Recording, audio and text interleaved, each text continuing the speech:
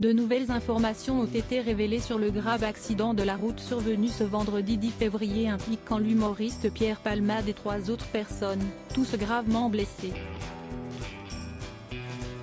Si nous savions déjà que l'humoriste, dont les jours ne semblent plus en danger, était à l'origine du choc puisqu'il était derrière le volant de la voiture qui a perdu le contrôle et percuté un autre véhicule, de nouveaux éléments sont venus expliquer la raison pour laquelle il avait pris la route. Une question qui peut se poser puisque le comédien était positif à la cocaïne et aux médicaments de substitution au moment de l'accident, d'après les analyses toxicologiques, comme l'a indiqué Le Parisien ce samedi 11 février. BFM Télévision a révélé ce dimanche 12 février que Pierre Palmade aurait été en train de faire la fête depuis plus de 24 heures dans son corps de ferme de Perthes-en-Gâtinais avec 4 autres jeunes gens quand il aurait eu envie d'aller chercher à manger. Une enquête pour homicide et blessures involontaires ouverte selon nos confrères, l'humoriste de 54 ans serait donc sorti avec 2 de ses compagnons de fête et parti vers un supermarché situé à quelques kilomètres de chez lui. Il pourrait s'agir d'anciens escortes, rencontrés sur les réseaux sociaux et c'est a priori en rentrant chez lui que l'accident se serait produit.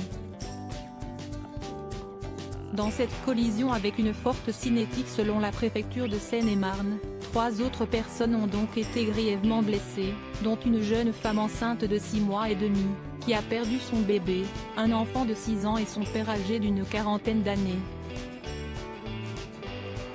L'état de santé de la jeune femme s'est amélioré. De son côté, l'homme qui conduisait le véhicule a subi une opération du cœur qui s'est bien passée. Il n'y a pas de risque qu'il meure, a affirmé son cousin auprès de nos confrères de BFM TV. En revanche, l'inquiétude est encore vive en ce qui concerne le garçon de 6 ans. Selon RTL, celui-ci souffre de multiples fractures au crâne et à la mâchoire. Samedi 11 février, le procureur de la République Jean-Michel Bourle a indiqué qu'une enquête pour homicide et blessures involontaires par conducteur sous l'emprise de produits stupéfiants ayant entraîné une incapacité totale de travail supérieure à 3 mois avait été ouverte par le parquet de Melun. Article écrit en collaboration avec 6 médias Crédit Photo, agence.